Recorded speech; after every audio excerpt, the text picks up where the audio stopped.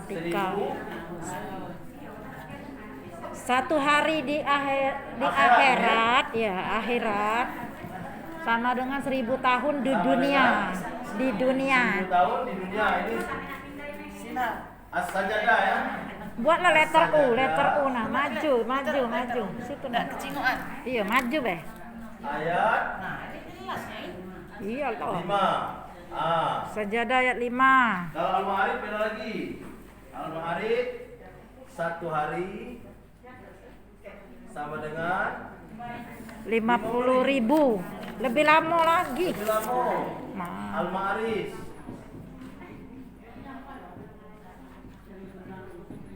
ayat 4. Nah, lihat di Al-Quran nanti. Yang sampai salah. 1 hari ini artinya 24 jam, gitu ya. 24 jam sama dengan 1000 tahun. Kalau kita bagi 12 jam sama dengan 500 tahun. 12 bagi 2 6 jam sama dengan 250 tahun. 6 jam bagi 2 lagi 3 jam sama dengan 125. 3 jam bagi 2 kan umur kita belum sampai 1,5 jam sama dengan 62 tahun atau 63 dibulatkan. Nah, ya. Nah, inilah umur kita di dunia. Yang ini sekarang, ya, iya 24 jam sama dengan 50.000 tahun. Matematika ini. 12 jam sama dengan 25.000 tahun. 6 jam sama dengan berapa nih? 125 bro? 25 bagi 2 12,5 tahun. 12,5 itu berapa? 12,5. Salah. 12.500. Nah, 3 jam. Berapa? 6.250. Ayo kalau matematika itu 1,5. Berapa? 3.105.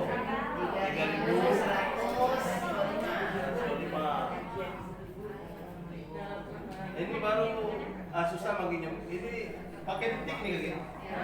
Al-Ma'arij. Iya. Al-Ma'arij. Nah, itu tidak sampai umur kita seperti ini. Ini kalau umur kita kebanyakan umur kita 1,5 jam saja. Tapi kalau yang Al-Ma'arij itu umur kita tak sampai semenit, berapa detik saja. Dibandingkan dengan kehidupan akhirat. Itulah matematika kehidupan akhirat. Makanya lihat surah An-Nazi'at ayat yang terakhir. Ayat 46. Apa Allah bilang? Ka'annahum yawma yarawnaha lam yalbathu illa 'ashiyatan aw duhaha. Apa artinya? Ka'annahum, keadaan mereka ketika masuk ke alam akhirat, alam kubur, seolah-olah mereka tidak pernah hidup di dunia ini. Kita nih kaget pas kita masuk alam kubur, seolah-olah tak pernah hidup. Iya. Saya hidup ya. Nak balik lagi Saro. Iya, Udah acak lagi. Apa kata Allah? Asyiyatan au duhaha. Melainkan seperti sesore atau sepagi. Seduha. Ukuran sesore atau sepagi itu berapa? Sejam setengah itu lah. Atau lebih dikit lah. Allah sudah sebut itu.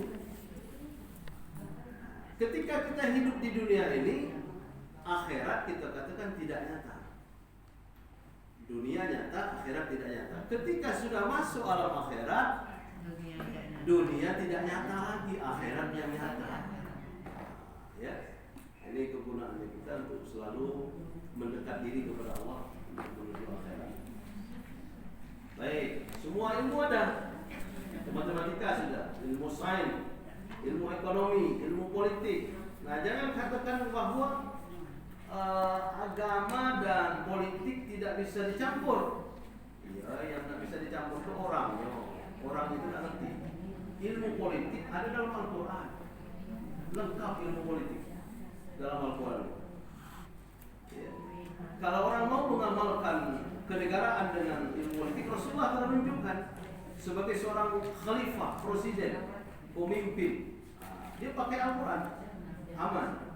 Ilmu geografi, ilmu astronomi, semua ilmu ada dalam Al-Quran. Ilmu tentang dunia, tentang akhirat dijelaskan dalam Al-Quran. Karena itu mulialah orang yang memuliakan Al-Quran, dan hinalah orang yang menghina dan mengingkari Al-Quran. Al-Quran itu mengikut kadar penghargaan orang kepadanya.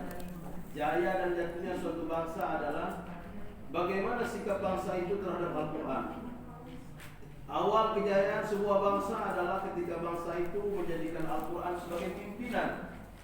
Dan akhir dari kehancuran sebuah bangsa adalah ketika bangsa itu menolak kebenaran Al-Quran. Kalau Al-Quran sudah ditolak. Jual Al-Quran, kitab suci kita, suci karena memang suci, suci dari segala cacat dan celah, suci dari campur tangan dan kotor tanpa manusia, suci dari segala muslihat musuh-musuhnya, suci bukan disuci-sucikan. Tanda Al-Quran itu kitab suci ada 3 syaratnya. 3 syarat bahwa Al-Quran sebagai kitab suci. Dan kitab-kitab yang lain juga kalau terpenuhi 3 syarat ini dia suci. Tapi ternyata hanya Al-Quran yang suci. Kitab yang lain tidak suci. Ya. 1 syarat, bebas dari campur tangan manusia, tidak ada intervensi manusia. Itu suci. Al-Quran 1 kalimat, 1 kata, bahkan 1 huruf pun tidak ada campur tangan manusia. Semuanya produk dari Allah Subhanahu wa taala. Wahyu itu ya. Wahyu. Lewat Jibril. Makanya membacanya saja kata Rasulullah berpahala, 1 huruf berpahala. Suci. Diturunkan oleh zat atau pemilik yang suci, diberikan lagi kepada malaikat paling suci, Jibril. Jibril menurunkan kepada manusia paling suci di muka bumi, di alam jagat raya ini, Nabi Muhammad sallallahu alaihi wasallam. Makanya kalau ada seorang Kristen, ada pernah dengar Michael Hart, pengarang buku 100 tokoh dunia. Dia meletakkan Nabi Muhammad adalah tokoh nomor 1 di dunia. Ternyata kita sudah dipesulkan oleh pengarang itu. Banyak kita menganggap hebat pengarang itu. Sebenarnya salah, kita salah. Ya, Nabi Muhammad tidak bisa dikategorikan sebagai tokoh dunia. Dia tokoh dunia akhirat.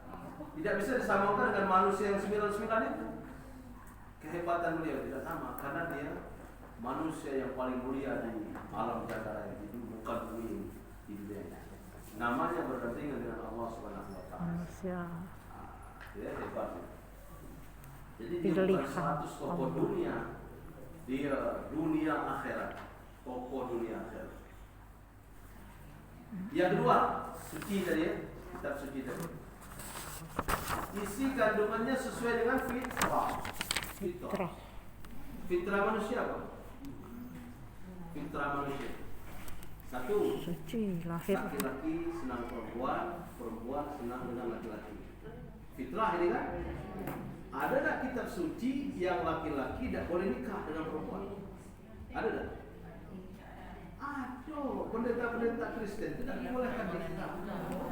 Ayo, kitab suci tidak boleh nikah. Biara. Bukan kesuciannya. Biara dan biarawati.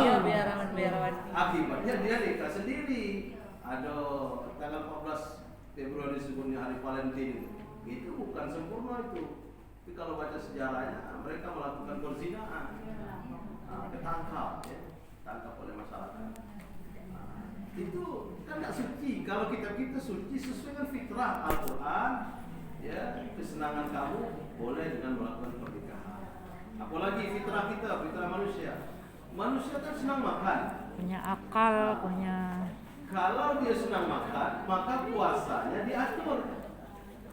Dari terbit fajar sampai kepada maghrib diatur. Ada tak kitab suci yang puasa siang malam pun puasa? Ada tak? Ada puasa wisol. Iya, puasa yang itu kitab suci orang kebatinan. 24 jam ya? Iya kan? Kitab suci seperti itu bukan nyuruh orang sehat, malah nyuruh orang mati. Nah, kitab suci kita menyehatkan kalau puasa itu. Ah, ini dulu ya. Beda. Baik, yang ketiga, bukti Al-Quran kitab suci. Isi kandungannya tidak ada yang bertentangan satu sama lain.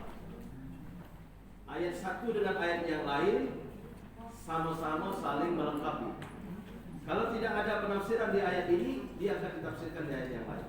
Itulah bukti Al-Quran sebagai kitab suci. Jadi hanya Al-Quran yang kitab suci. Membacanya saja dianggap sebagai ibadah dan pahalanya dihitung sebanyak bilangan huruf yang terdapat dalam satu ayat dan surah. Semakin panjang ayat dan surah yang dibaca, semakin banyaklah pahalanya. Setiap hurufnya terdapat hasanah dan setiap hasanah 10 kali lipat ganda pahalanya, sebagaimana disebutkan dalam hadis. Artinya siapa yang baca satu huruf dari Al-Quran, tiap-tiap hurufnya ada hasanah. Tiap hasanah 10 kali ganda. Aku tidak membaca alif lam mim satu huruf, tetapi alif satu huruf, lam satu huruf, mim satu huruf. A'udzubillahi minasyaitonir rajim. Bismillahirrahmanirrahim. Alif lam mim. Shadaqallahul azim. Malas ya. Cuma alif lam mim baik. Ya, Sadaqallahul Sadaqallahul azim.